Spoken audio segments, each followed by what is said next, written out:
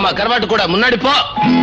என் மன்னவன் காதலன் என்னை பார்த்ததும் 1000 கதை சொல்கிறான். அம்மம்மா இன்னும் கேட்க தூண்டுமோ? நீ ரசிக்கின்ற கண்ணி இல்லையோ என் கண்மணி?